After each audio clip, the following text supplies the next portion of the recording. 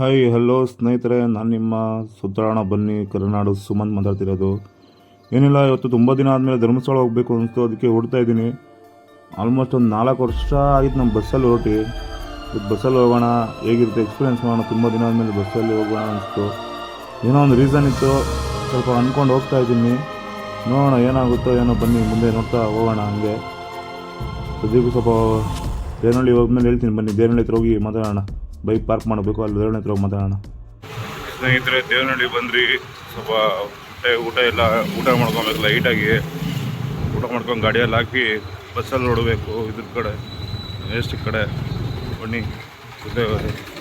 Hotel ಇದೆ, ಇಲ್ಲಿ ಊಟ ಮಾಡ್ಕೊಂಡು ಶ್ರೀದೇವಿ ಭವನಲ್ಲಿ, ಶ್ರೀದೇವಿ ಹೋಟೆಲ್ ಶ್ರೀದೇವಿ ಭವನ್ ಊಟ ಮಾಡ್ಕೊಂಡು ನಾವು ಇಲ್ಲೇ ಊಟ ಮಾಡ್ಕೊಂಡು ಹೊರಡೋಣ ಮೆಜೆಸ್ಟಿಕ್ ಕಡೆಗೆ.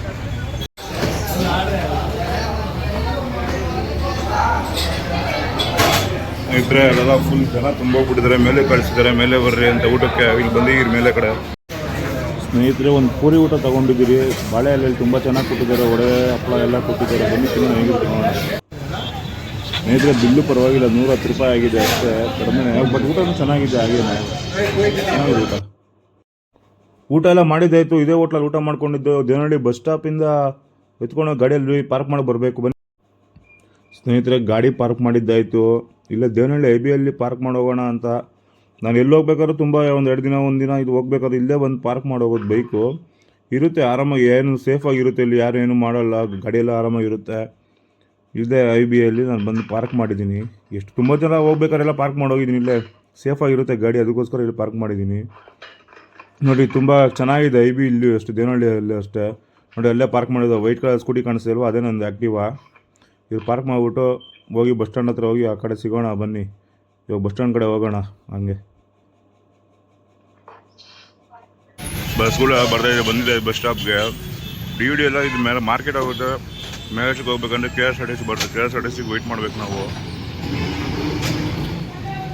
ವೆಯ್ಟ್ ಮಾಡೋಣ, ಬಂದಮೇಲೆ ಹೊರಡೋಣ.